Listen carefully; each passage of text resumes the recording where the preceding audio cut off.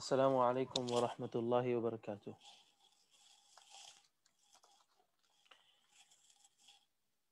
الحمد لله رب العالمين، والصلاة والسلام على أشرف الأنبياء والمرسلين سيدنا وحبيبنا محمد وعلى آله وصحبه أجمعين. رب اشرح لي صدري ويسر لي أمري واحلل عقدة من لساني يفقه قولي. رب زدني علما، رب يسر ولا تعسر وتمم بالخير. سبحانك لا علم لنا إلا ما علمتنا إنك أنت العليم الحكيم. اللهم علمنا ما ينفعنا وانفعنا بما علمتنا وزدنا علما، رب زدني علما. Welcome my dear brothers and sisters to HMS's Know Your Halal webinar series. By the fadl of Allah subhanahu wa ta'ala, we are now at the second part of this webinar series, this course that we are taking, this journey we have embarked together last week. And by the fadl of Allah subhanahu wa ta'ala, we learned quite a few things last time. We learned quite a few things last time, which we hope that benefited you. And we saw that a lot of the brothers and sisters were passing on the knowledge to other people. This is the entire objective of this program that we have. There are brothers and sisters here who maybe were not here last time. So before we start, just very briefly, I would like to repeat some of the disclaimers that we had last time, that HMS is an independent, nonprofit halal monitoring organization comprised of scholars who are educated traditionally in the sciences of Islam and have practical experience in the halal monitoring field. Quite a few brothers and sisters asked about the introduction of the speaker. So by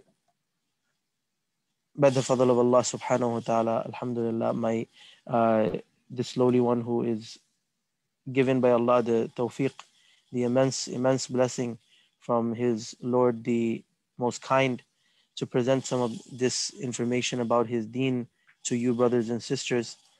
My name is Burhanuddin. I am part of the HMS team.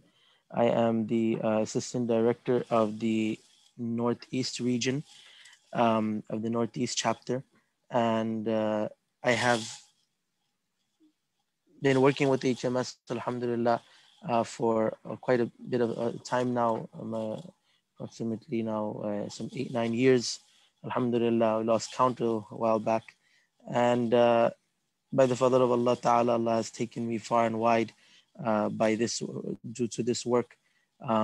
Any 1 year we get to travel thousands of miles throughout the US by car mainly for the purposes of monitoring, and alhamdulillah I have done so and continue to do so, and ask Allah for more tawfiq to do so. That when this information, when we present it, that makes a difference to us. One, for you, you get perspective of who you're listening to, and for me, that it has a lot of feeling and a lot of sacrifice behind these words that we hope Allah accepts and makes in our Mizan al-Hasanat on the day of Qiyamah. Allah blessed me that I was born in the US, here in New York, and also grew up in New York.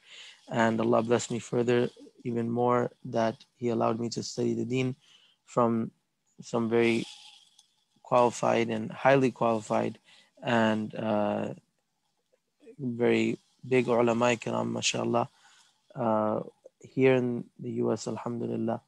And I went on to complete my postgraduate studies here at Sharia board in our madrasa that is affiliated Darul Quran wa Sunnah. And the postgraduate studies, we call them takhassus in our system, is a PhD level degree, is compatible towards a PhD degree. My final dissertation was on 401k, and that's my special field of interest, besides, of course, halal, Islamic financing, and my paper is available on SBNY on the 401k.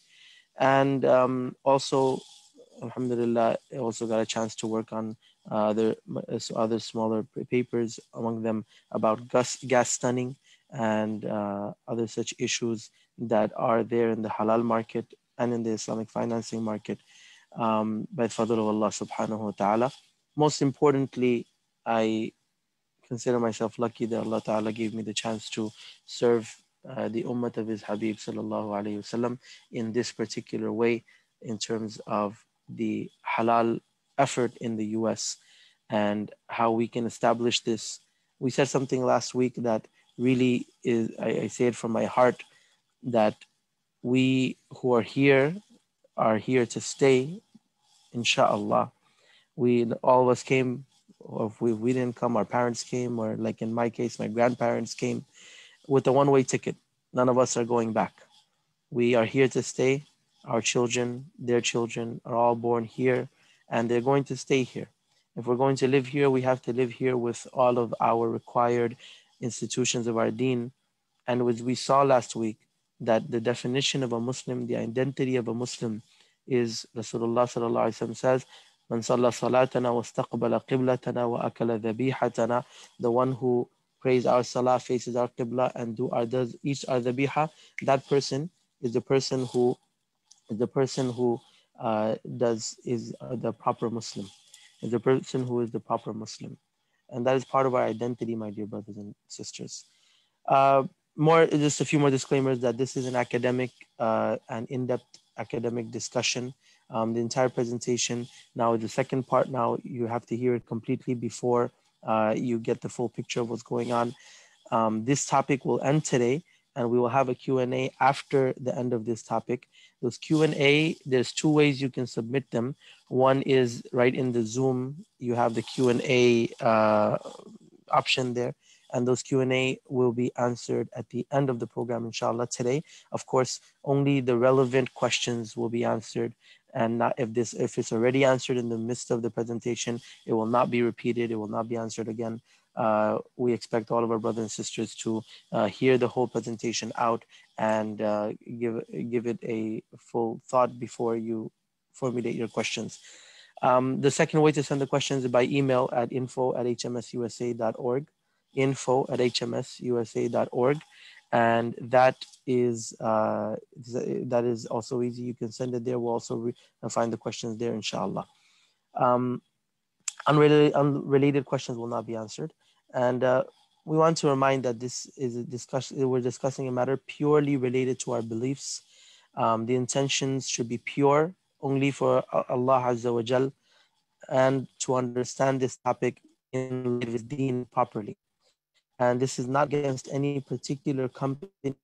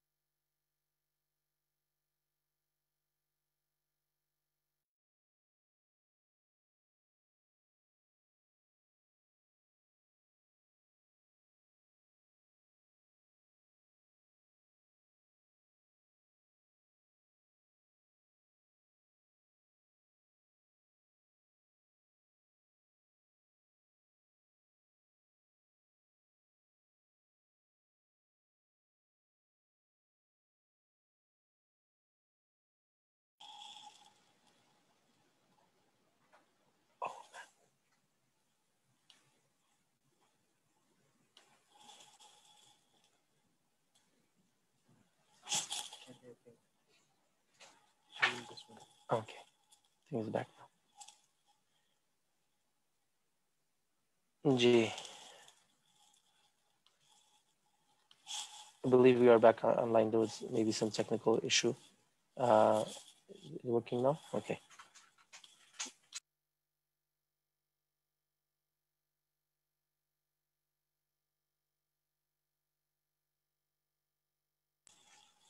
Sorry, some technical difficulties with the internet, I think. But in any case, just concluding the disclaimer is that HMS provides all services free of charge for the benefit of the Muslim. So there's no conflict of interest involved here. We run our organization purely from the donations of the generous and kind brothers and sisters like yourself. So do remember HMS in your du'as and HMS in your sadaqat as well, in your donations as well. We humbly request that Allah subhanahu wa ta'ala accept it from you and us both. All the recordings will be uploaded to hmsusa.org and also on our Facebook page. So you can find them there easily, inshallah. Without any further ado,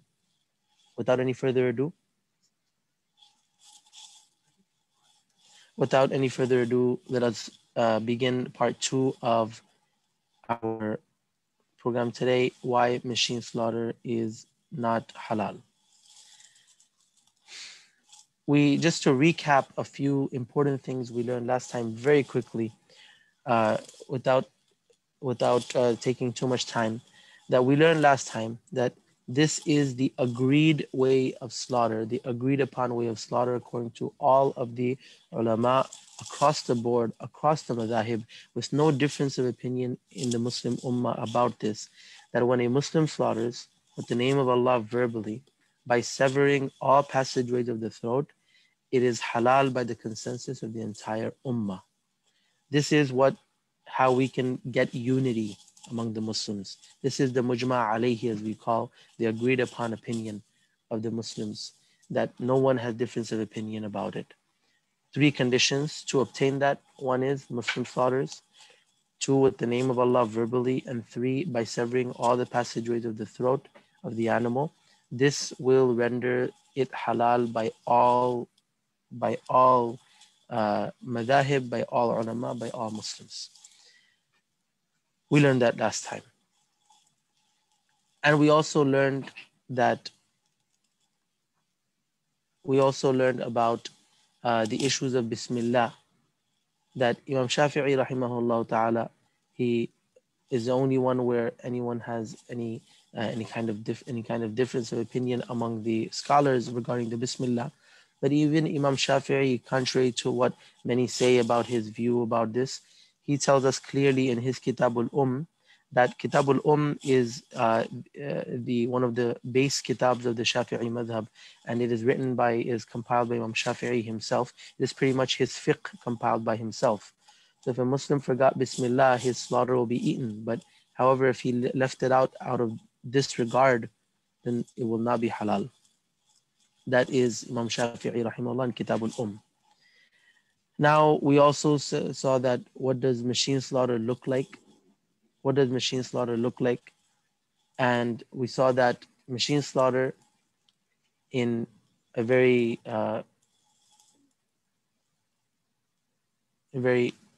simple, quick way. This video illustrates for us what machine slaughter looks like.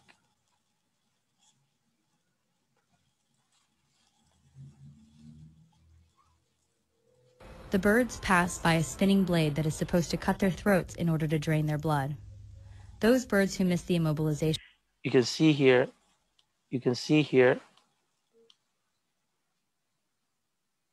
Pause there 1 second. You can see the birds pass. The birds are passing by the rotating blade there that's supposed to cut their throat.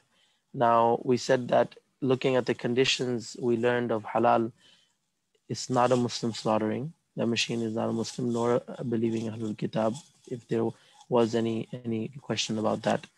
It cannot say Bismillah, and also it is not necessarily cutting only the neck and the required passageways of the throat. By a spinning blade that is supposed to cut their throats in order to drain their blood. Those birds who miss the immobilization bath can still move, and many have their wings, legs, or stomachs cut. So you can see some of them, they also have their other body parts cut off as well. Cut open instead of their necks. Others manage to avoid the blade entirely, which means they will enter the next stage still completely able to feel pain. That is what machine slaughter looks like in our contemporary time. And this is unfortunately what many of us are buying in the name of halal. And we also saw very unfortunately, the the current growing trend of what machine slaughter looks like, and it will look like very soon in almost every plant you can find. So if we want to accommodate machine slaughter in the halal discussion, this is what we're looking at coming up. So I'll cut forward in some of these parts. The chicken come in crates, and they're completely they're handled completely without any human touch, and they're locked in the chamber. And at that point, they are pretty much their oxygen is cut off, and the chicken is, or this is what you call gas stunning. It's called irreversible stunning in the industry, and it cannot be reversed. The chicken goes into a coma, they say, at that point. And it goes into a coma because it is suffocated pretty much to death, and it cannot be brought back to life at that point. There's virtually no flapping of the wing, and this is done because they believe this is the most humane way. To suffocate it to death is supposedly the most humane way of killing an animal. And all of that debate on the side, but this is one thing we can say: there's no way this is halal, right? One thing we can say. So you see, when it comes out of the machine, when it comes out of the gas chamber, it's pretty much brought out. You see the tilting machine, and it comes out like this. So this is what we're looking at. If we're looking at machine slaughter, in many plants, they already have implemented this in the US. We've seen it with our own eyes in certain plants out in the Midwest.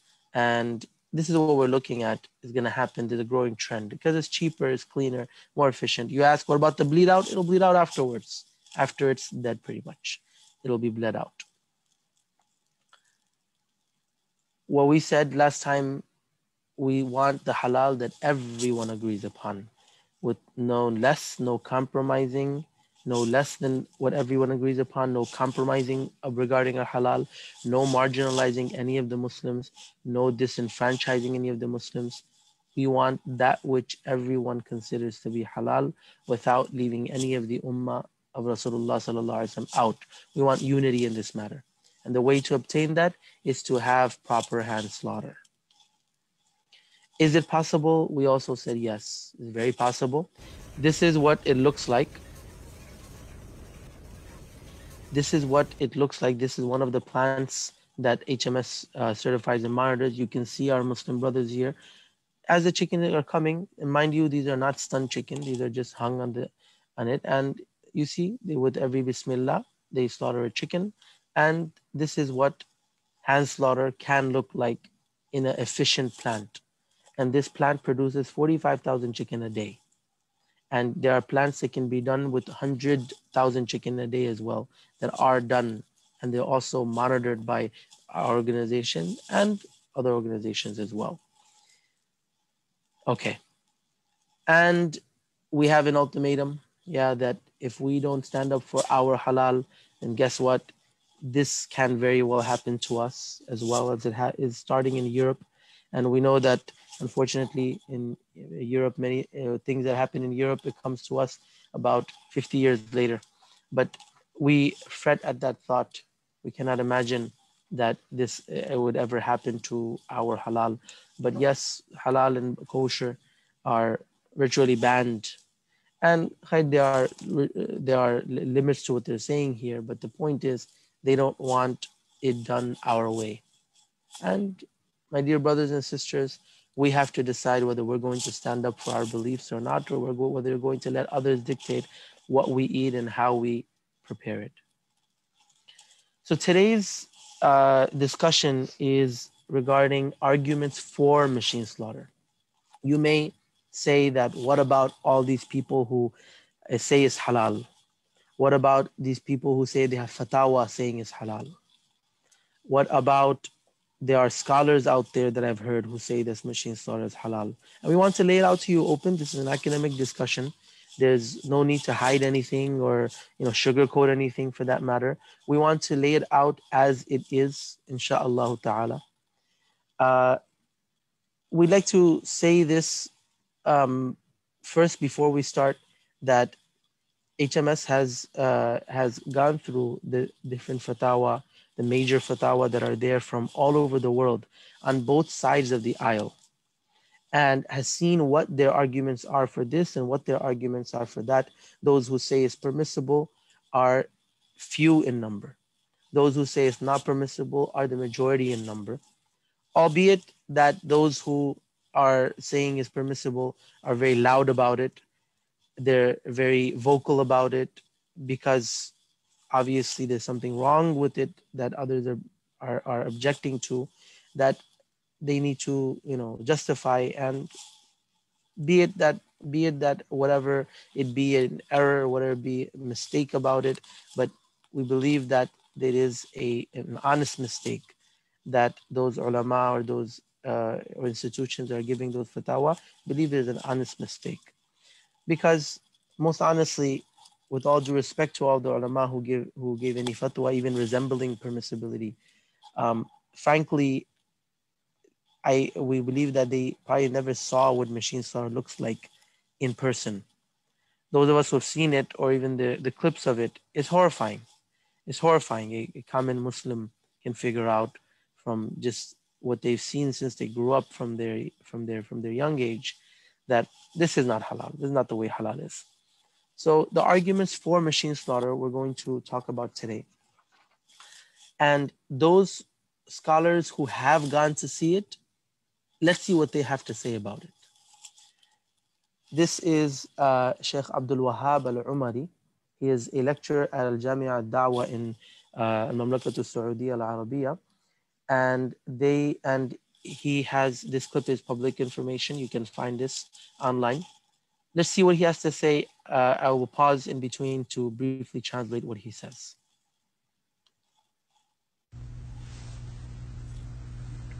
قد اطلعت على بحث كلف به الشيخ عبد العزيز بن باز رحمه الله مجموعة من طلبة العلم، كلفهم بالذهاب إلى مصانع الدجاج في فرنسا وفي البرازيل، وهي أكبر الدول المصدرة للدجاج إلى المملكة، مصانع سادية ودو ودوكس وأمثالها. فصوروا ما رأوه كتابيا، وكتبوا تقرير له رحمه الله بأنهم وجدوها تذبح بهذه الطريقة. So far, what the Sheikh has said is, I've come across discussion that regarding Sheikh Abdul Aziz ibn Baz rahimahullah ta'ala. He sent a group of students of knowledge to go and visit the slaughterhouses in France and Brazil. These are two of the biggest importers or exporters to Saudi. And the companies like Saadia and other companies there in Saudi get their chicken from them. So they reported their findings back to him, and they said they wrote it down, they recorded it, and they reported back to Sheikh Abdullah ibn Baz, rahimahullah, if you know, he was the Grand Mufti, the Mufti Azam, the Mufti Al-Akbar of Saudi. And they reported back to him that the chicken is slaughtered like this.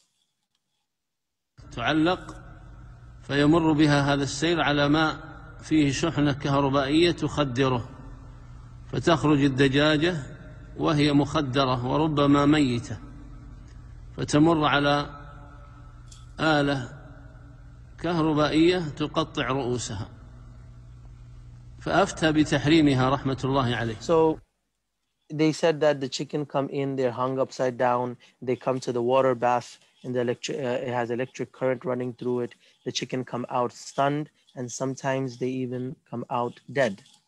Then they pass through a mechanical knife that cuts their heads off. Based on what they reported back to him, their eyewitness of it, Sheikh bin Baz rahimahullah ta'ala issued a fatwa that this chicken is haram and is not permissible to be eaten. Okay, let's see what happens. وأن لا يجوز أكلها.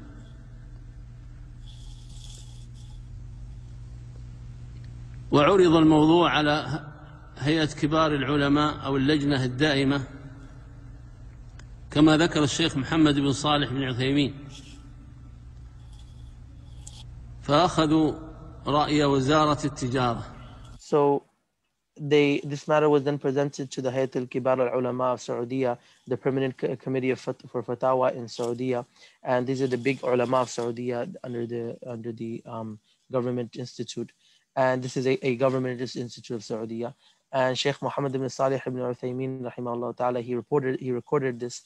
So they brought this matter to them, to the big scholars of Saudi, and they asked for, so the scholars, they asked for the opinion of the Ministry of Commerce. So the Ministry of Commerce said this. فقررت وزارة التجارة أن المصانع التي تذبح فيها الدجاج المستورد إلى المملكة يشترط عليهم أن تكون على التذكية الشرعية. So the Commerce Ministry, they stated that any slaughterhouse that imports into Saudi must follow the requirements of the Shari'i slaughter, of the slaughter according to Sharia, and that they would not allow anything to be imported without it. On one side, we just heard that those plants where the chicken are coming from, the eyewitness from the representatives of Sheikh bin Baz rahimahullah, they saw what they saw, and Sheikh bin Baz gave the fatwa of haram. On the other side, you have the government authorities who say that no, we have a requirement that they have to follow. They have to be certified halal, in other words. They have to follow the conditions that we say that are according to the Sharia. هم لا يقبلون غير ذلك. فكان رأي الأكثرية باعتبار ذلك وأن هذا مبيح لها. So the scholars, they said, based on this statement of the Ministry of Commerce, the majority of the scholars there, they gave the fatwa that it is halal to eat the imported meat, because based on the assurance of the Ministry of Commerce that it will be slaughtered properly. These kind of plants that you saw is not where it's coming from. So my dear brothers and sisters, the rest of the politics, let's leave it out. It's not our objective. But we understand very clearly that when the ulama see or are told clearly what happens there, they do not say it's permissible. Further, we say that this is a paper we want to introduce all of you to. Those of you who have not seen this, this is available to buy. The English version of it is available to buy on Amazon. It's called Ahkam al-Dhabayih. It's part of the Buhuth fi Qadaya al-Fiqhiyya Mu'asara from Shaykh al-Islam al-Mufti Justice Muhammad Taqi Usmani Hafidahullah Ta'ala. This is a paper that was presented at the 10th session of the Islamic Fiqh Academy held in Jeddah, and in Safar 14/18, 1997, corresponding to 1997. So this was a paper that was presented by Shaykh al-Islam Mufti Taqi Usmani Hafidahullah Ta'ala. And if you don't know who Shaykh al-Islam Mufti Taqi Usmani is, he's a globally accepted authority in contemporary fiqh, an expert in hadith, and an outstanding scholar of his own caliber. He's a vice chair of Islamic Fiqh Academy based in Jeddah. And he was a Supreme Court Justice in Pakistan for 20 years, from 1982 to 2002, and also Vice Principal of Darul Ulum Karachi in Pakistan. He has more than 140 books in Arabic, Urdu, and English. In this paper, Sheikh Mufti Taqi Usmani, Hafidahullah, he gave his account. He visited, I believe, was 4 slaughterhouses in Canada, in the Reunion, and in one other country. And he went and visited these plants, and he saw what machine slaughter looks like. And he presented in the paper the fact that his opinion, his fatwa, that is not halal based on these conditions. And also, he also gave this idea that it can be done properly if we, instead of doing by machine, we put a Muslim in that place, and the Muslims slaughter properly in place of the machine, The machine can do the cleaning, the machine can do the packing, the machine can do everything else, but the slaughter function cannot be done this way if we want it to be halal. And he presented it to the Majma' Fiqh al-Islami, the Islamic Fiqh Academy in Jeddah, and it's recorded. His paper is in Arabic and it's translated into many languages, including English. You can find it on Amazon for those who are interested. This is what the ulama who saw machine slaughter themselves and gave an independent opinion, what they feel about machine slaughter. But we're going to look at what are the arguments. So we don't have the time in this course to go through all of the fatwa that were given on either side of the aisle and analyzing them. But we have gone through them and we've brought out all of those scholars who gave anything that resembled permissibility or gave the fatwa permissibility. They did it based on two basic arguments. We want to present them to you and understand them properly. The first argument for machine slaughter is that it is coming from a quote unquote Christian country. And mind you, they're talking about the US, they're talking about France, they're talking about Brazil, Argentina, Canada. These are the countries we're talking about. Those of us who live here, I think we can debate whether it is a Christian country or not, but okay, whatever that is for its value. But they say that because it is the food of the Ahlul Kitab, ta'am wa Ahlul Kitab, then it falls under this ayah al-karima of Surah Al-Ma'idah, وَطَعَامُ الَّذِينَ أُوتُوا الْكِتَابَ حِلٌّ لَكُمْ وَطَعَامُكُمْ حِلٌّ لَهُمْ. Mind you, we have on this topic, we have an entire session coming up next week, inshallah ta'ala. We will be enlightened by Sheikh Maulana Shakilur Rahman. He will give you, inshallah, a detailed academic discussion about the food of the Ahlul Kitab. Here, we're just going to understand some of the points and go by. This ayah of Surah Ma'idah number 5, the surah is number 5, the ayah is number 5. طَعَامُ الَّذِينَ أُوتُوا الْكِتَابَ حِلٌّ لَكُمْ. It starts with الْيَوْمَ أُحِلَّ لَكُمُ الطَّيِّبَاتِ. Today, good things, pure things are made halal for you.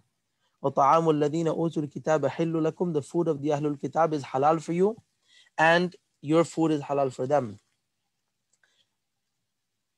Unfortunately, some brothers, some people think it's unconditional then. Anything that the Christians say now or the Jews, they say is okay for them, they eat, is unconditionally would be halal for us. It's not so, my dear brothers and sisters. It's not so. Before we even talk about the food, this ayat makes two things halal. One is their food, and the second thing is their women. وَالْمُحْصَنَاتُ مِنَ الَّذِينَ أُوتُوا الْكِتَابَ مِنْ قَبْلِكُمْ are halal for Muslim men to marry.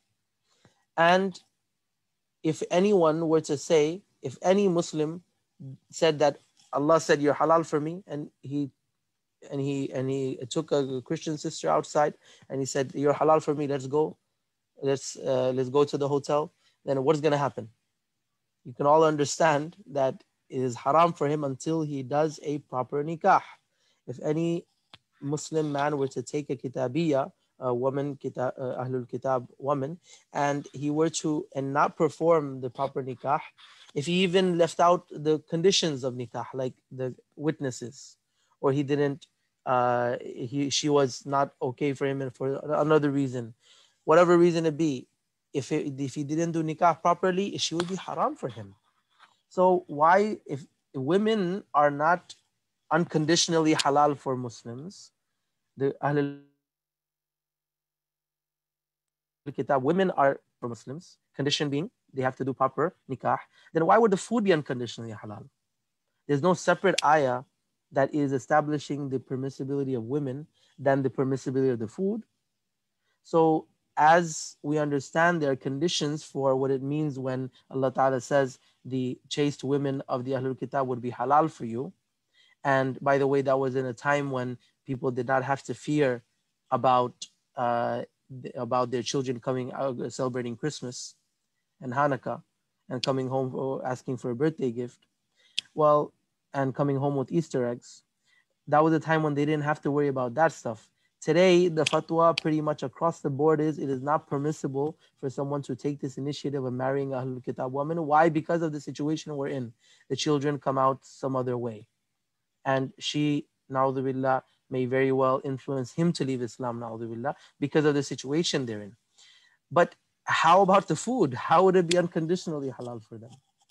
Well, if you think it's unconditionally halal, then we ask you, what about this? We ask you, what are we going to do about this? This is the Holy Cross parish that has a pulled pork drive. The church is having a pulled pork drive-through and free will donation serving pulled pork, coleslaw, and potato chips and cookies. Okay? It's after the sacrament, by the way. It's going to be after the Blessed Sacrament. Look, we're not trying to criticize anyone's beliefs or their practices. They hold the right to their own beliefs and practices. Rather, we're just trying to demonstrate that they eat pork with no religious restrictions. Rather, they eat it openly at their religious institutions. So what about their pork? The Christians eat pork. Why can't we eat the pork then? We should understand that. And we say that it's unconditionally halal for us to eat whatever the Ahlul Kitab eat, then we have to eat the pork too. And what about this one? This is kosher wine, brothers and sisters. What do we do about that? Is there some restriction for us from ta'am wa ahlul kitab? Is there some kind of restriction? No. If it's ta'am, anything they eat and drink, then we have to eat and drink it too. Okay. But Allah Ta'ala, He tells us that's haram for you. The person would say that no.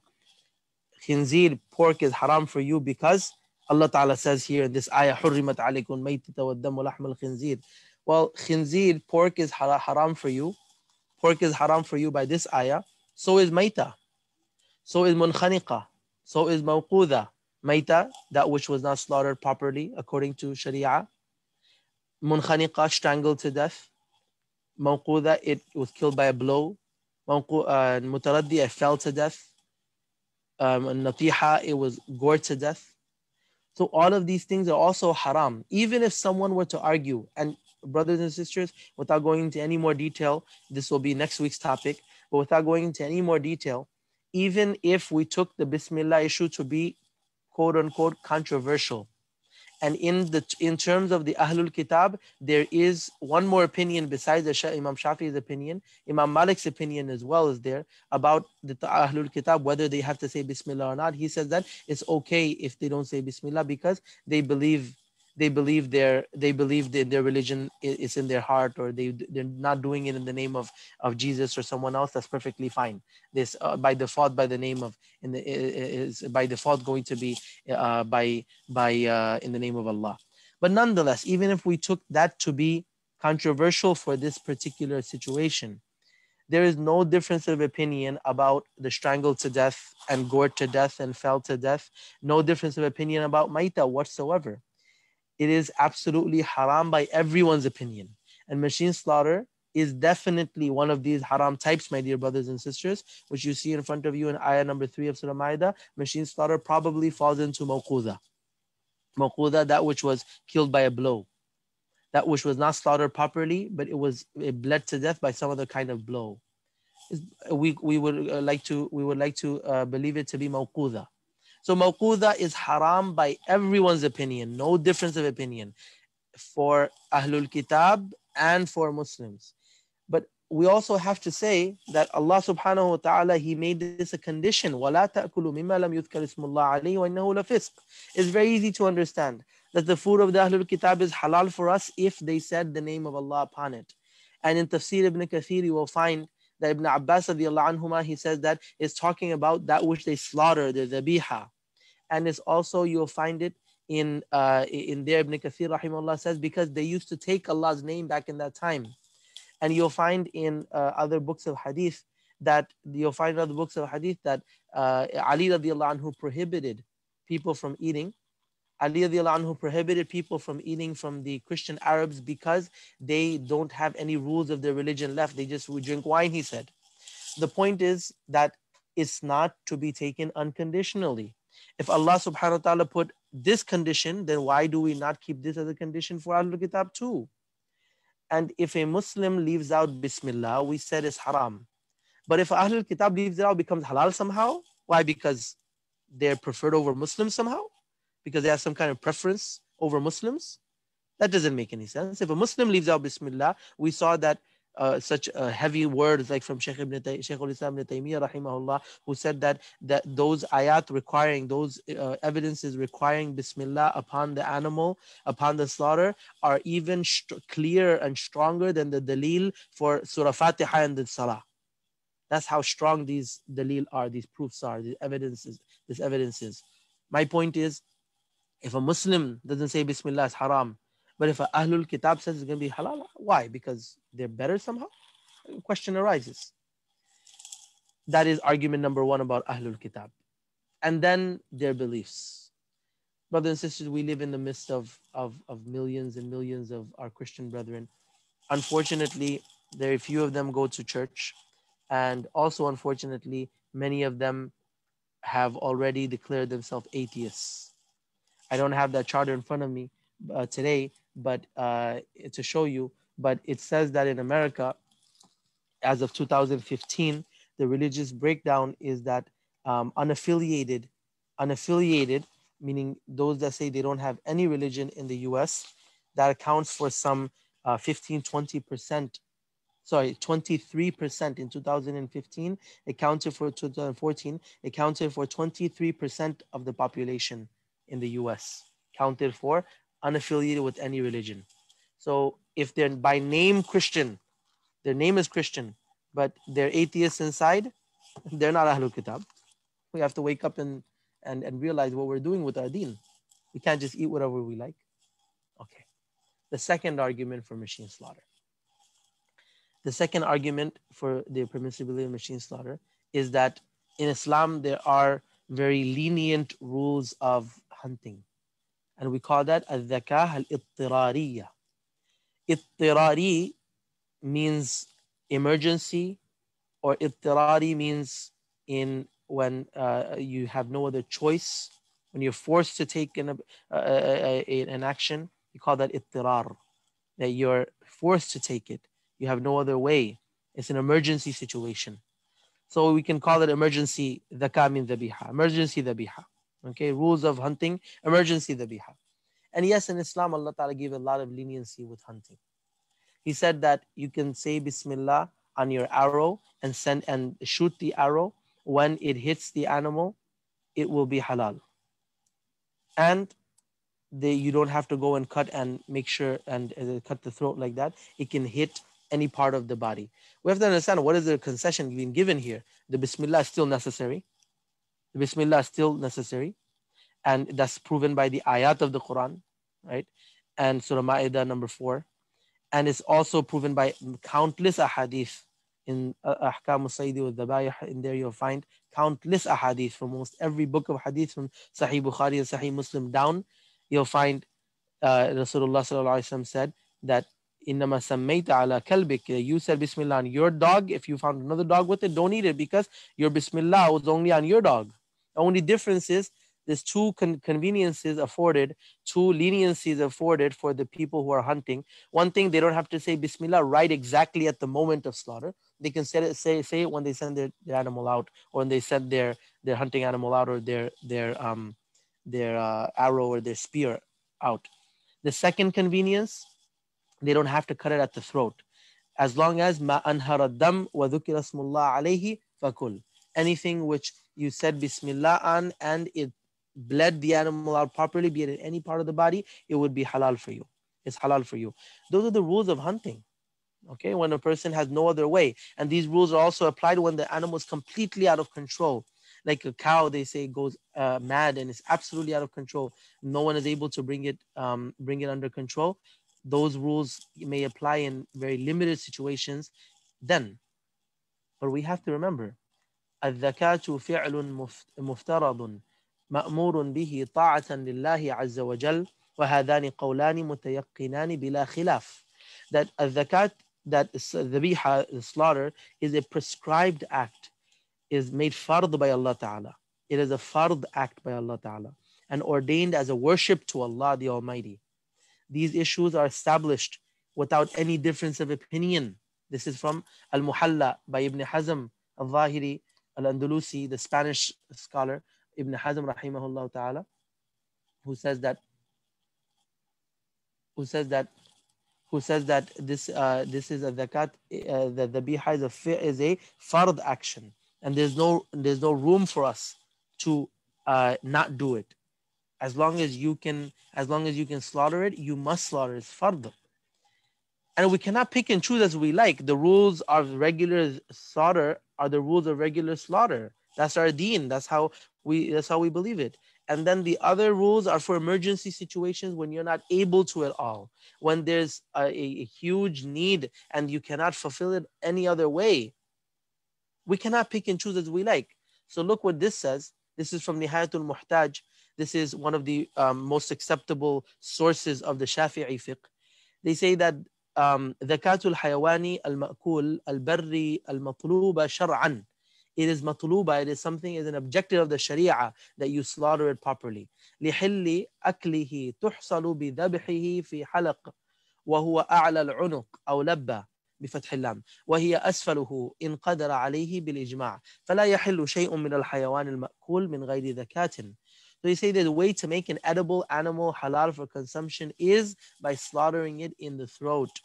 If it is under control, by the consensus of the scholars, this chicken, my dear brothers and sisters, is under control. There's no question about it. There's no question about the chicken.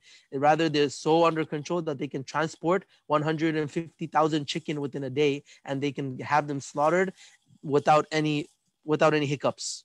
That's how under control these animals are. By the consensus of the scholars, it is not permissible without slaughter. Nihayatul Muhtaj, a major source of the Shafi'i fiqh. And we cannot pick and choose. Look, this is from the Hanafi fiqh, Ad-Durrul Mukhtar. It says, Ibn Abidin rahimahullah, the famous Hanafi scholar, he says, لأن ذكاة الاضطرار إنما يصار إليه عند العجز عن ذكاة الاختيار. That you can only use the rules of hunting, the special emergency dhabiha rules, is only applicable when the normal method of slaughter is not possible. When it's not possible. Okay? And look, my dear brothers and sisters, we can't overstretch these things. Pulling and stretching our deen and our rules of our fiqh is unethical, is unacceptable. Allah Jalla wa Ala, He says, وَلَا تَقُولُوا لِمَا تَصِفُ أَلْسِنَتُكُمُ الْكَذِبِ هَذَا حَلَالٌ وَهَذَا حَرَامٌ لِتَفْتَرُوا عَلَى اللَّهِ الْكَذِبِ. In Surah Nahl, ayah number 116, Allah Ta'ala says, do not say about what your tongues describe falsely, that this is halal and this is haram, so that you may forge lies upon Allah. It's a major sin, it's forging lies upon Allah. Pulling and stretching the rules of fiqh is unethical and unacceptable. Just whom are we playing with? Whom are we playing with? We're playing with the deen of Allah subhanahu wa ta'ala. And if machine slaughter, my dear brothers and sisters, if machine slaughter is halal, then we ask you a simple question. What is haram then? Stretching the known and established principles of halal slaughter will pretty much render just about anything halal. So looking for a concession in every condition, you'll find something there. So what does halal mean then even? So you play with the tasmiyah condition, the bismillah condition. Say that, okay, some people said that, oh, there's one view of the Shafi'i madhab that you don't have to say bismillah. It'll be makruh and it won't be haram. So you play with that. And then you play with the Ahlul Kitab. You say that, if the Ahlul Kitab, it doesn't matter how they slaughter, it's going to be halal for you, which is not true, by the way. But they say, so if you play with that. And the required passageways. You say that, okay, some say 3 is necessary, some say it's 2 necessary, some say it's this 2, some say it's the other 2. Then you have no conditions of halal and haram remaining anymore. Then everything is halal. There's no definition of halal anymore. You can play with the conditions until you completely erase them off the books, off our deen. My dear brothers and sisters, we have to give this a thought. And if we say machine slaughter is halal, then there's no more haram left in the world. If machine slaughter is halal, then what's haram then? Meaning all of the meat produced anywhere in the world, no matter how it's slaughtered, you'll get a halal certificate on it, okay? It'll be slaughtered, it'll be halal, because we're playing with the rules of our deen. And my dear brothers and sisters, those people before us who became maghdoob and dhalin, the cursed and astray, those people used to play with the rules of their deen until Allah completely abhorred them and completely rejected them, made them cursed eternally. And Rasulullah sallallahu alaihi wasallam says, لَتَتَّبِعُنَّ سُنَنَ مَنْ كَانَ قَبْلَكُمْ. The people, you will follow the passage, you will follow the the footsteps of the people before you. حَذْوَ النَّعْلَ بِالنَّعْلِ. Step by step, you're going to follow them. And unfortunately, this machine slaughter matter looks like one of those issues in our deen. Look in the other religions, and we're going to learn again about them next week, but in the Judaism, they removed certain rules and they changed them. That's what Allah Ta'ala says. The Quran says clearly, يُحَرِّفُونَ كَلَامَ اللَّهِ. And it comes in a hadith that they used to change these rules of Allah subhanahu wa ta'ala as according to their liking. And also, and the Christian brethren, unfortunately, they completely removed it off out of their religion. Their Bible says that the pork is haram for them, and the church is giving out pork for free. I mean, this is what we see in front of us. What is the next step? Where do we stop? That's the question we say. And then there's that entire discussion about, we really need it. It's a necessity. That's why, because of the darura, because of the immense need of it, we need to call this halal. Well, listen, is there really a need? We ask you a question, is there really a need? You need to know that every chicken, and for that matter, goat, beef, lamb, plant in USA, meat producing plant in USA, is monitored by USDA, United States Department of Agriculture, and has a inspector on site. And they, after the chicken is slaughtered, however it is slaughtered, there's a USDA inspector standing there and hand inspecting every single chicken. We went to a huge plant down south, and we asked them, and they do machine slaughter. We asked them that, how fast did the machine go? He said it goes 250 chicken per minute. I said, why, you can't go faster? He said, yeah, I can. We can, if we push it, we can go. And if we change some of the machinery, spend a few $1 million, we can get machinery that will do 270 a minute. I said, that's it? You can't do like 500 a minute? He said, well, no, the problem is I have 4 USDA inspectors allotted to my facility, and each one can only check this many 75 chicken, let's say, per minute. I can't go more than that. I have to set my speed according to how fast or how well they can hand inspect the insides of the chicken. What they check for is, they check for mainly hygienic issues, regulations related to hygienic issues, related to other bacteria and diseases that could be in the chicken, or if it's something called a cadaver where it was not, it fell in the hot water and it turned blue, or it turns different colors, or if it has a lot of salmonella. All of these issues, they check by hand on every single chicken. The USDA, alhamdulillah, wherever we've gone across the nation, we have to acknowledge these people do their job properly. And they shut down the plant if there's some violation according to the USDA regulations. A little violation. We went to a plant. We traveled hours to get there. We waited outside. The brother, he went inside. The owner, he went inside to get us coats to go inside. And he came out and he said that, I'm sorry, the USDA shut us down today. I can't show you. It's $1 million operation. He had to stop. And why? Because the USDA is serious about their regulations. So we ask, if you can do hand inspection of every chicken, why can't you do hand slaughter? Why is it so hard? Is it really impossible? Is there really a need, that this immense need that we have to jump from the regular rules that are fard upon us, that are obligatory upon us, and we have to jump to the hunting rules or something? How much would that cost if we did hand slaughter? It's a question. How much would it cost? We tell you, the big chicken plants, they can do hand slaughter for about a penny a pound. Okay. Listen, hear this out, because this is what we've seen with our own eyes. We have plants that are monitored by HMS and other organizations in the US and outside as well, that they're built to be machine slaughter facilities. But what they do is Muslims take a shift, or they take 2 shifts, or they take a day or 2 days, and they turn the machine blade off, and they put Muslim slaughtermen to stand in place. So one Muslim slaughterman can easily do 20 chicken per minute. If you want to do 200 chicken, then you need 10 slaughter people. 20 to 25, you need 10 slaughter people to do the same speed as the machine would do. And mind you, the chicken are coming on on hooks, and they're going on conveyor belts. Everything else at the same speed. The only difference, the slaughter. So 10 Muslim people, 5 on each side on 2 lines if you have, 10 and 5 on each side, or however you want to do it, they stand there and they slaughter. And this is based on a true story I'm telling you. This is what is in place today as we speak. So that cost about, what would that cost them? That's about, let's say $4,000 a shift for 10 people. I'm saying each per head, that's $400. That's a lot of money. Why? Because I say 400 because if they're paying them, it's physical labor, so it'll cost a good amount. Even $20 an hour times the shift is 12 hours, plus payroll taxes, and plus insurance, and plus other benefits they give them. 400 per head, let's say, in one shift. That's 10 people, $4,000. $4,000 that will cost them on payroll extra because they put the Muslim slaughtermen. But that $4,000 is going to produce about 150,000 chicken, which is about 400,000 pounds of chicken in a shift. Divide 4,000 by 400,000 pounds, and you'll come to about 1 penny per pound extra to produce proper halal.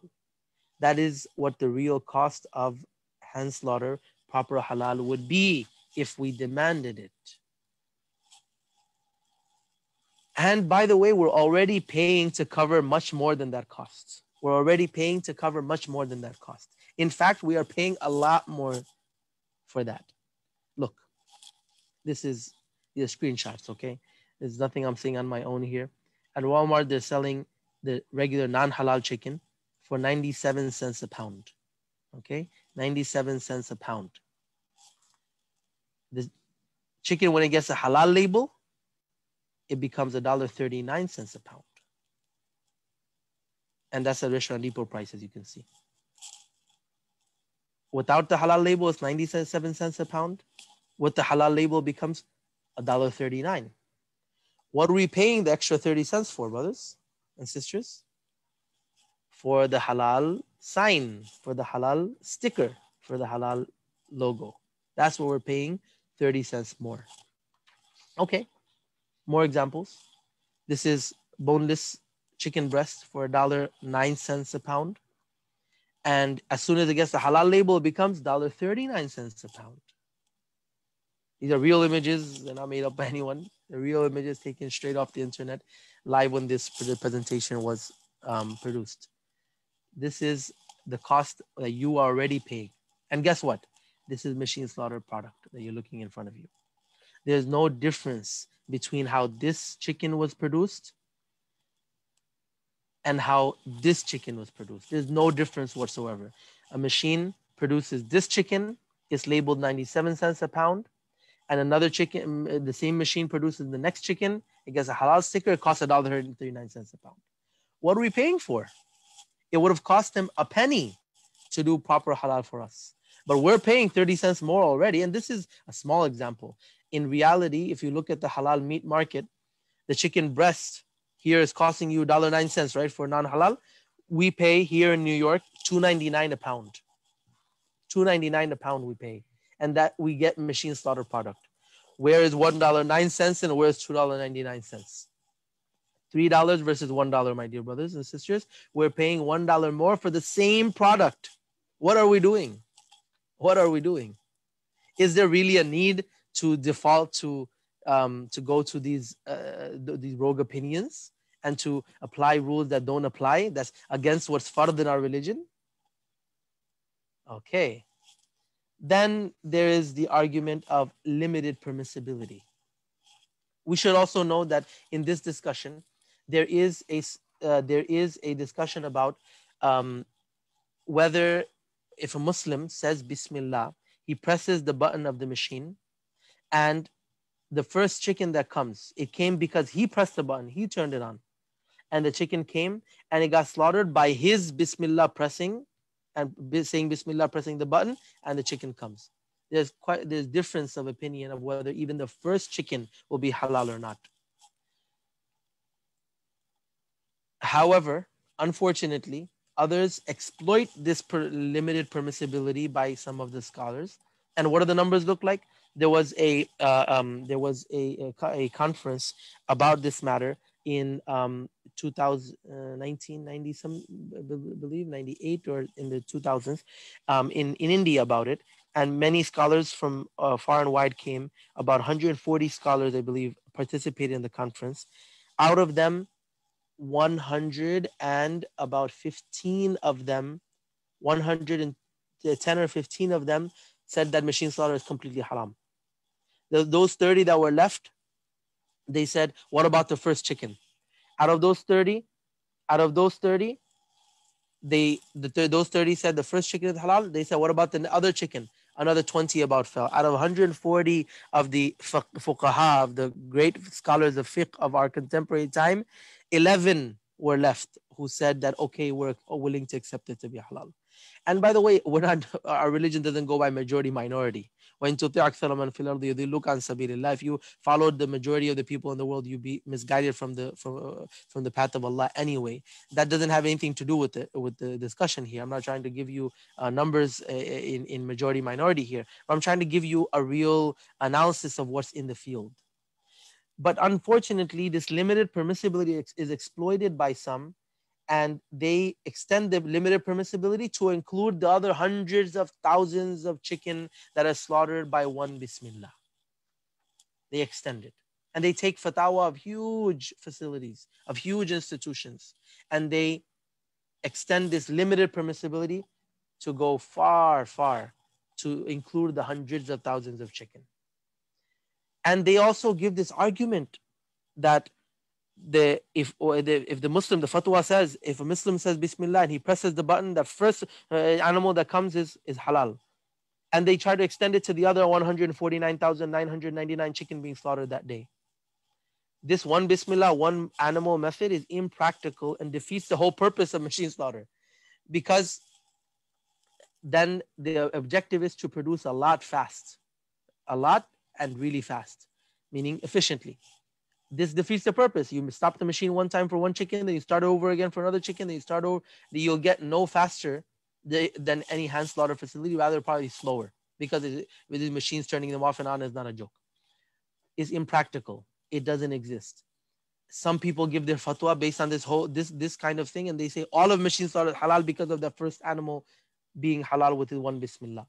Some even try to justify machine slaughter, arguing that machines are used for other functions too, before and after the slaughter, meaning for transporting the animal and for cleaning the animal and defeathering the animal. So why will it not be okay for this?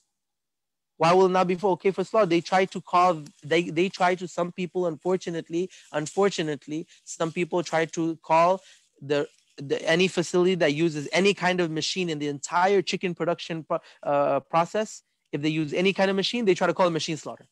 It's just a way of legitimizing machine slaughter in the minds of the audience and confusing the audience further. That listen, that what you call hand slaughter is also machine slaughter to some extent. It's a way of confusing the people, and it's a way of legitimizing it. It's a way of priming them to accept something which is not okay. The unmet conditions. And then those scholars who give permissibility, they give conditions. They say there has to be a Muslim there. There has to be someone who says Bismillah on every animal that passes by. Many facilities they don't even meet the conditions. In many facilities, even the conditions stipulated for halal are not met. So the person who's supposed to stand there and say Bismillah, he was asleep when we arrived in one of these facilities. Or he says he goes to the bathroom and he says Bismillah a few times extra before he goes to cover the chicken that he's going to miss. Mind you, this machine is going 200 chicken a minute, brothers. Okay, so my point is those unmet conditions. Some people put these preposterous conditions that they say one Bismillah for the entire truck that's there, one truck. My question is why? Why even Bismillah at all then? Why do you want to say some kind of Bismillah should be there? Well, if some kind of Bismillah should be there, why not on every animal? Because that's what our deen says. It doesn't say, okay, one Bismillah for 50,000 animals, but not for the next 50,000 plus one. No. Where did you find that? That doesn't make any sense. And many of these facilities, they don't even meet the conditions in these fatwa. Brothers and sisters, we have to realize where we live and what we're talking about. Listen, Can we really implement hand slaughter if we want to get rid of machine slaughter? Yes. Look, we have other faith-based dietary laws. We have a precedence for us in all over the world. Kosher meat is all hand slaughter. There's no such thing as machine slaughter in kosher meat. My dear brothers and sisters, if Jews can implement their religion, whatever they have or believe in, with all due respect to them, if the Jews can implement their religion, Muslims cannot. I remind you, Muslims make up 25% of the world population, and Jews do not make up even I think 5% of the population. My dear brothers and sisters, we have to open up. We have to open our minds and think about this. If Jews can implement their kosher laws and make everything hand slaughtered, why can't Muslims? Who should set the halal standards? The halal standards need to be set by active, conscientious Muslims. People who are listening to this presentation and will listen to this presentation, we hope you are the matchmakers here. You are the people who are going to decide what halal means, not by the desires of some big time companies who are not willing to change anything in their facilities for Muslims. Why? Because they say, oh, there's not enough demand for halal. Halal is a multi-billion-dollar industry in the US, just in the US. And worldwide, it's almost a $500 billion, more than a $500 billion, I believe, industry in the world. It's a force to be reckoned with. But my dear brothers and sisters, we have to demand for it. No compromises should be made because we pay for it, brothers. We don't get it for free. We pay for it, and we pay 30 cents, 40 cents, $2 more for it. Why are we going to compromise? Why are we going to set our standards any lower than where they need to be? And I remind you that this is a timeless deen, but we have ageless standards in our deen. Halal is beneficial for everyone, humans and animals. Humans, physically, halal tells you that you have to take the blood out before you consume it, because that blood is physically harmful for you. It's poisonous for you. It's not good for you. Animals have to be treated fairly with care and consideration. They have to be treated with humanely, as we like to say. You're not supposed to drag the animal. You're not supposed to beat the animal. You're not allowed to skin the animal before it's completely dead. You're not supposed to put it in any kind of torture. You're not even supposed to let it see another animal being slaughtered in front of it to prevent any trauma, emotional trauma they could go through. That's what the real standards of halal are. You may say, well, these facilities that have the chicken coming upside down and you have slaughtering by hand. Well, listen, this is something that is in the situation we are. Why can't we produce facilities that keep like the chicken facing the Qibla and it's so dark in there that they cannot see each other? That's what they do in many of these facilities. And the lines are built in such a way that the chicken are automatically facing the Qibla, meaning why are we going to compromise in any of our standards, be it even a mustahab standard? Why? Because we're paying for this, brothers and sisters. We're not getting it for free. And it is best physically and spiritually for our physical well-being and spiritual well-being. Physical well-being, we said that it is the healthiest meat you can eat. Halal is tayyib, tayyib is halal. What is halal is pure. And spiritually, we acknowledge the creator, the provider, the sustainer. And we don't have the right to take the life of that animal except by the permission of its Lord. So we have to acknowledge and mention the Lord and its master at the time of the slaughter. That's what halal means for the spiritual well-being and physical well-being. With this, my dear brothers and sisters, we conclude our presentation tonight. Jazakumullahu khairan for attending. You can find our updated certified listing and more about HMS at our website, hmsusa.org. Now is the time for the question and answers.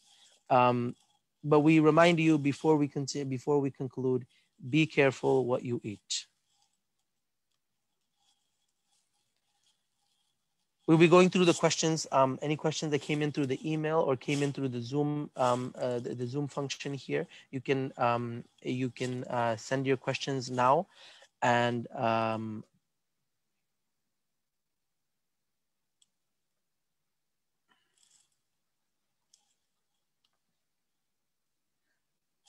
a question about saying Bismillah on non-halal slaughter is going to come up. Just say Bismillah and eat it. I think it's part of number 4, number 5 session. Just say Bismillah and eat it. So I don't want to ruin it. But yeah, saying Bismillah, just saying Bismillah and eating it is like saying I'm going to say Bismillah and eat pork. I'm going to say Bismillah and drink wine. Na'udhu billah. It's just like that, because there's no difference between maita and khinzir according to the Quran. The presentation and the presentation will be yes. So important thing I need to announce. HMS has a paper to be released soon, inshallah. Why machine slaughter is halal, with a lot of this and more in it, inshallah ta'ala. It will be posted on our website and also on our other social media. Presentation and all resources, including the videos and all of that, will be made available on hmsusa.org and on our media pages. Stay tuned for that, inshallah ta'ala.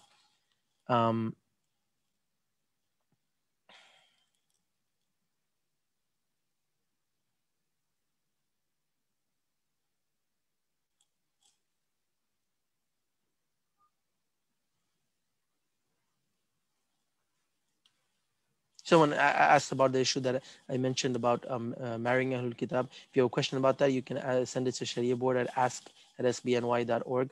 Ask@sbny.org. You can find that in the chat. You can send your question about marrying Ahlul Kitab women and what is the fatwa on it, and what is the modern day situation. But yeah, you can ask that at Sharia Board.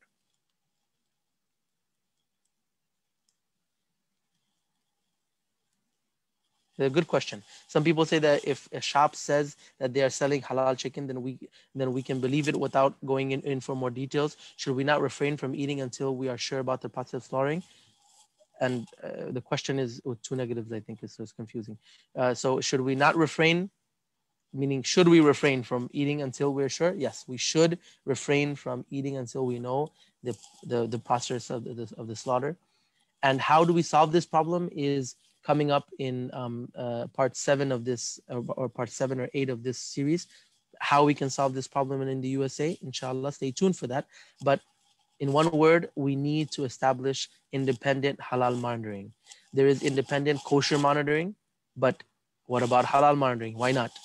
Why don't we have every halal sign in the US with a disclosure of who is monitoring them, in which independent body is monitoring them? Can we go to a shop that says halal signs? What the halal signs say and mean in the USA, we'll see in the coming parts. But yeah, it's not reliable. How many authentic certifications?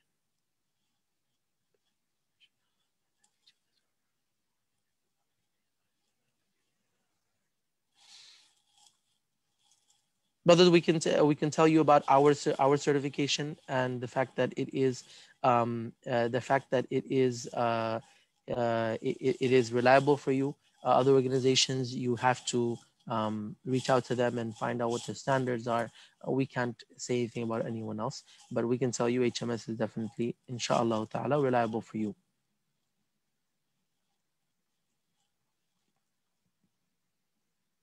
The question about Ahlul Kitab, you should keep that for next week. Maulana Sheikh Shakil will answer you, inshallah ta'ala. There's a question there about the Ahlul Kitab meat and the kosher meat. You can keep those questions for next time, inshallah. I can't scroll fast enough, sorry. Where can we buy the halal meat on the screen? hmsusa.org. You can find a listing, national listing throughout the US of where it's available and how you can get it. But you have to demand, my dear brothers and sisters, you have to demand. When you demand, look, let me just tell you very quickly, we had a program in Virginia about 3-4 years ago, and that program was attended by a good 500-600 people. I'm sure that means like 300-400 families. Having said that,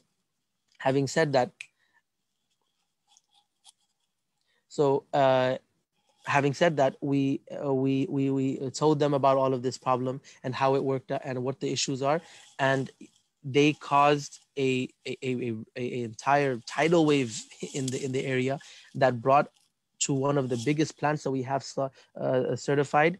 One of the biggest plants that we have certified was certified by the demand of that area in Virginia. And it's possible. And if in your area it's not available, demand for it. You'll find it, inshallah ta'ala. Remember, you're paying more for halal.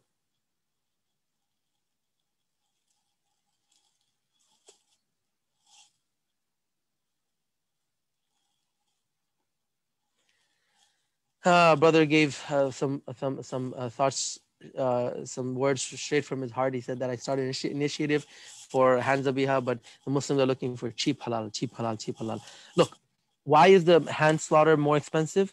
Because the way the halal market is manipulated right now. That's all it is. The way the halal market is manipulated at the moment. Because it should not cost us more necessarily to do hand slaughter. We said it can be done pretty fairly economically. Why is it so expensive? Because the demand and supply is is manipulated in a very heinous way, and the labels don't have any difference in them. There's no separate market for proper halal and what other people like to call halal according to their own desires. It's fine according to their own wish. It's fine. They're there. They have their religious right. It's fine, but don't mix it up with the. So now you have the proper halal, which requires, which has less demand, and which is also produced in smaller facilities at the moment, in mostly that costs more. That means that the machine slaughter is cheaper, it's more economic. That's where it is. But listen, I like to tell you that Jews in this country, they pay, so they can't eat what's beyond, I think, with the third or the fourth rib. Okay, they can't eat anything below that. So what they do is they slaughter a whole cow and they eat half of it, and they give away the other half, or they sell it or do whatever. So they are paying full price for the cow for on half of the meat. That means it's double the price. And yes, it costs beef costs like $11, I think. Proper kosher costs like $11 a pound. We're not even there. Hand slaughter doesn't even cost that much. We have to pay a bit more until we can bring this into our control. And yes, that will go down. The more there's demand, the more there'll be supply, and the price will drop. But we have to demand it. We're in a circular problem right now.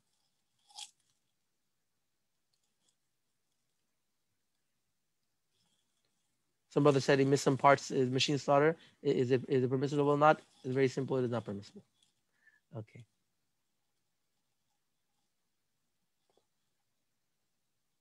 What do we have the power to do? What do we have the power to do? The customer is the king of the market. Remember that. The customer is the king of the market. You want blue bags, they will bring you blue bags. You want red bags, they'll bring you red bags. Red bags. That's the way the market works, according to the customer's demand. I'm telling you, we have meetings with business people all throughout the country. Just on Monday, I had one business here. Wednesday, we had another business here. In our office, we sat with them for 1 hour, 2 hours. So another meeting was 2.5 hours, trying to explain and showing them all of this, getting them to switch over to the proper halal. It's available. You can do it. They say, listen, we provide what the customer demands. Why don't you more people demand it? More people demand it, we'll bring it for sure. What can we do? We need to demand it.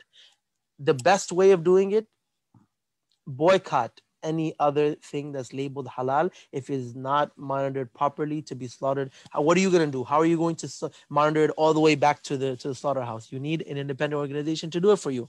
So unless you have assurance, or you slaughter it yourself, forget all of this machine slaughter and all of this issue. Slaughter yourself. If you have not slaughtered yourself, or a Muslim didn't do it in front of you, you don't know exactly where it's coming from, you need to boycott it.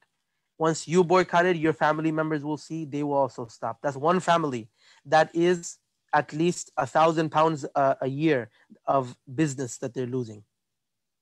And this is the most effective way.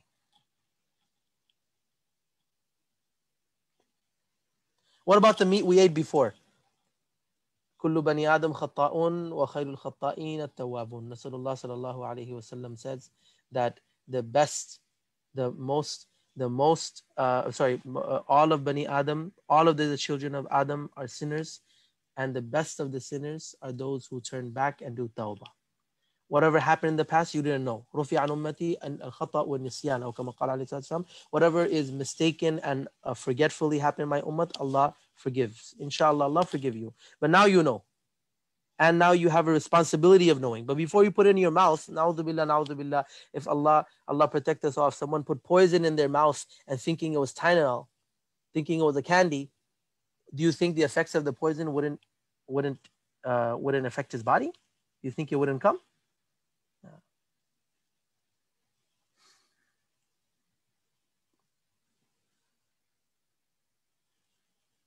Who is defining halal at the mayoral level? I hear the definition is that you can eat from the people of the book. Who can look into this? My dear brother who's asking the question. This is something that you need to ask yourself. What are we doing about this? How active are we about this issue in in the legislation? Who is defining halal for us? We need to talk about it. We need to think about it. If there's someone already there who took the seat before we got there, then we need to remind ourselves it's not a game of musical chair. Whoever sits in the chair takes over, okay? We have to define it properly. We have to revisit it then. What should I do if my family member invites me over for a meal and I'm not sure? I eat fish. I'll tell you a personal story. My aunt, rahimahullah, she passed away a few years ago. The last memory I have of her, she invited us to her house, and my wife and myself, we did not eat from her meat. What we did, she gave a whole platter of different sauces and different condiment items. We filled our stomach with that. And by the time she came out and said, "Oh, we're full, sorry." Okay. So I didn't want to hurt her feelings, but I told my cousin on the side that this what you got is not halal. I explained. And you know what that does? That gets them thinking. Wait, he didn't eat in my house. Next time I better get it from the right place. Why is he saying that? Maybe they'll argue. So give them some proof. That's why you're taking this course. What about goat beef lamb? That's a whole different discussion. Machine slaughter is related only to chicken. It's a whole different discussion. And yes, there are problems in goat beef lamb in America as well, particularly the beef, because USA is beef country, I'm telling you. There are plants that produce 2,500 carcasses a day. They process 2,500 cows a day. That is a lot of beef. So that means that beef that's there is not halal, is very cheap. And the halal ones, you have to have a Muslim slaughter. How do you make it Muslim? You have to have a Muslim slaughter, right? These plants are somewhere in the middle of nowhere in rural areas. Now, how do we make it? How do we get a Muslim there? Muslims don't live in the next 100 in the next 100 miles. How do we get the Muslims there? This is a very practical problem.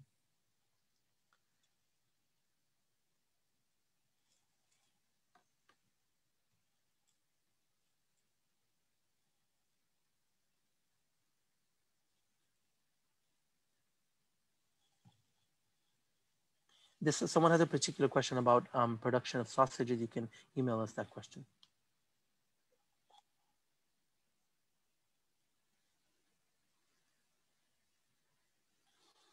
They're labeling a lot of meat to be halal at Restaurant Depot. Isn't it illegal to label haram as halal? Yes, it is illegal to do that. Couldn't the manufacturer get sued? No, because he has a piece of paper given by, I really don't like saying it this way, but certain certifying organizations that have made it very profitable, lucrative business to do certification, that give a piece of paper that says this is halal, it's okay. So he has a certificate, and all the USDA requires, you should know this, that all the USDA requires is anyone on the Muslim community, he puts on a piece of paper that I am an imam, I am a sheikh, I am a maulana, I am from this masjid, I certify this to be halal, that's it. The USDA doesn't go any further. There's no system in place like in kosher where there are only recognized bodies of certifiers and their standards are universally accepted and they're agreed upon and they're implemented by law. We don't have any of that in halal yet.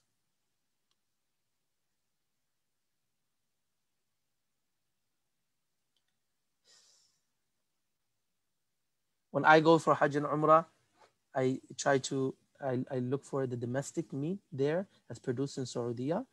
And if I'm sure that it's produced there, there's lots of meat that's produced there, then you can eat that meat. Otherwise, the imported, as you heard, is problematic. You have to be careful about that.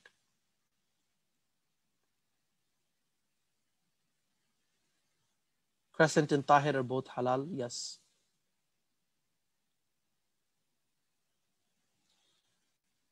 If I can't find a HMS retailer in my area, I slaughter myself or I get it from my community and I reach out to HMS and start get some work started over there.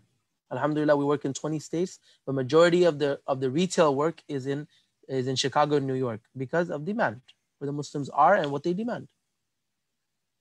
Your local imam can be your HMS member.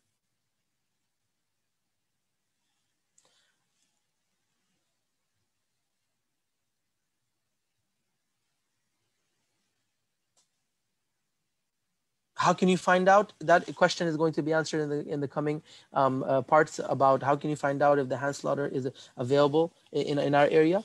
How can you find out? You can find out. It takes a little bit of digging, but you can definitely find out. I'll tell you in the market because it's so cheap, 95, 97% of out there is machine slaughter. But we have a mountain to climb ahead of us. But mind you, hundreds, if not thousands of people try to climb up Mount Everest.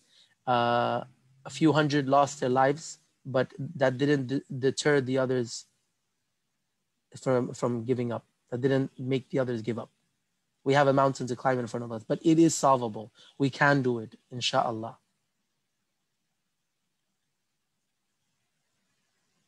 What sort of questions do I ask my local retailer? Brother, can I see the meat boxes you sell from? Take a picture, send it to HMS, and we'll give you the answer.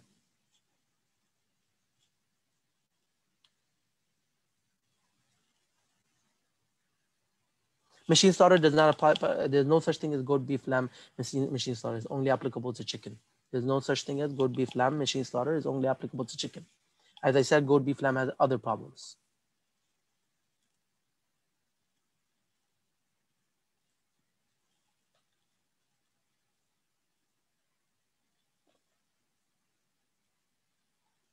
As a general question, if it comes out in red on our website at the listing, that means it's expired.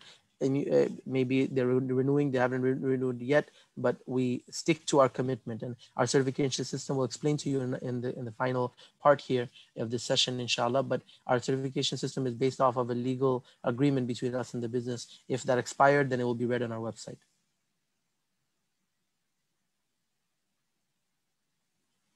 Do you have a pamphlet? Yes, we do. Brother asked, do you have a pamphlet to give to the local stores with this information? We do. And please email us. We can ship you as many as you want, inshallah. We have it. Okay, I'll boycott, but is that going to be enough? And meanwhile, should we eat kosher? No. Meanwhile, we should slaughter ourselves or a Muslim in front of us, or we should go vegetarian until we can find the proper meat. It's not going to kill us, inshallah. Maybe we'll lose a few pounds only, okay? But I'll boycott, but is it going to be enough? There are 5 million Muslims in the US, and how many of them care about halal? You may say a small percentage, right? But that small percentage, if they're loud enough, they're vocal and active enough, they will determine which way this discussion goes. Look at the kosher market. There are very few Jews who eat kosher, but the laws are in place. Why? Because that small portion of them that was vocal enough and active enough, they made a racket out of it. They were heard, and they made their voice heard, and they set the principles. That's what we need to do. Is it halal gyro in NYC? New York City, inside the city, not in, sorry, gyro. Right now, at the moment, not inside the city. It's right outside the city in Elmont, there's halal gyro, and also in Kebabji's in Long Island, they have really good halal gyro. In New Jersey, Edison, there's Gyro King is certified by us in Edison.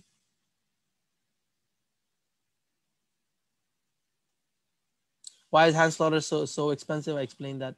It's unfortunate, but this is the way the market is. When there's more demand, there's going to be more supply and less. So you have to demand more. That's the way.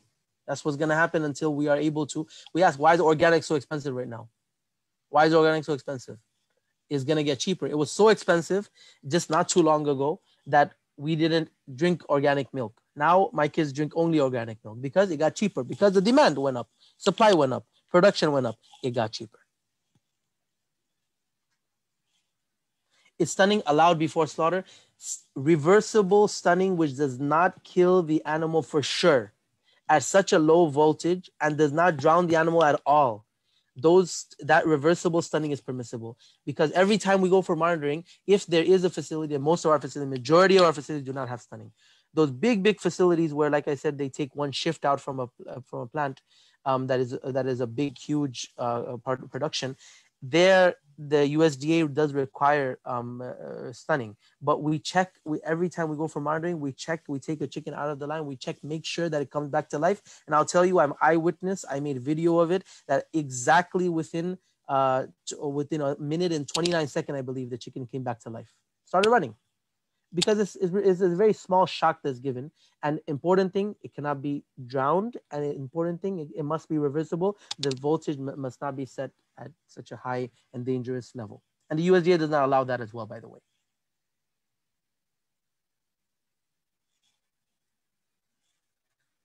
So we never eat chicken. Brothers and sisters, think about our brothers and sisters across the world who don't have a place to sleep at night, much less eat chicken.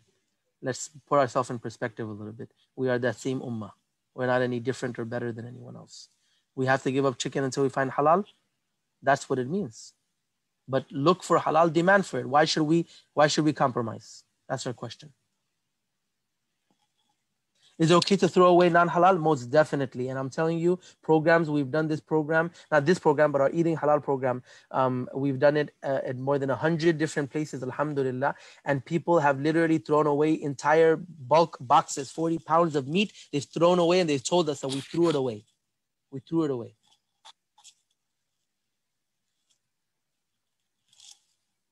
No, the solution is not to become vegetarian. The solution is to become proper halal eaters.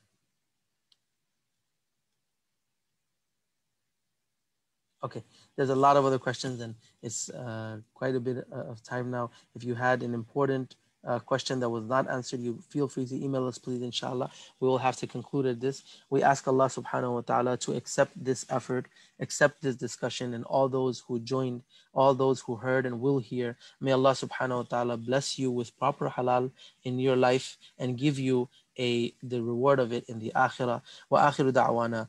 أن الحمد لله رب العالمين وصلى الله على نبينا محمد وعلى آله وأصحابه أجمعين. السلام عليكم ورحمة الله وبركاته.